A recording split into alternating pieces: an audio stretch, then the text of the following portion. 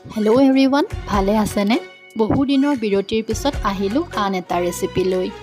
আহক ৰেচিপিটো ষ্টাৰ্ট কৰোঁ।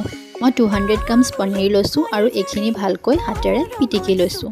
ইয়াত মই কুটি থোৱা পিঁয়াজ, গাজৰ আৰু ধনিয়া দি ভালকৈ মিক্স কৰি ল'লোঁ। ৰেচিপিটো খুবেই সহজ, কেতিয়াবা আলহী আহিলেও বনাই খুৱাব পাৰে। আন্দাজমতে নিমখ দিলোঁ, চিলি ফ্লেক্স আৰু অৰিগেনো এড কৰি দিলোঁ। যিসকলে আলহীক বিস্কুট চাহ খুৱাই ভাল পায় সেইসকলে নিশ্চয় এই ৰেচিপিটো বনাই কেতিয়াও নোখুৱায়। এতিয়া মই ডাঙৰ চামুচৰ 2 চামুচ চাউলৰ গুড়ি ব্যৱহাৰ কৰিছোঁ আৰু ভালকৈ গোটেইখিনি মিক্স কৰি ল'লোঁ।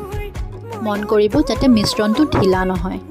এতিয়া আমি এই মিশ্ৰণখিনি নিজৰ মন পচন্দৰ আকৃতিত ধুনীয়াকৈ সাজি ল'ম। কেৰাহীত তেল গৰম কৰি এই গোটেইখিনি ভালকৈ ডিপ ফ্ৰাই কৰি ল'ম। এই ৰেচিপিটো খুবেই ইজি, বনাই জনাবচোন কেনে লাগিলে। হৈ গ'ল ৰেডি আমাৰ ক্ৰিপচি পনীৰ ফিংগাৰ্ছ। থ্যাংকছ ফৰ ৱাচিং প্ৰাঞ্চ ফুড।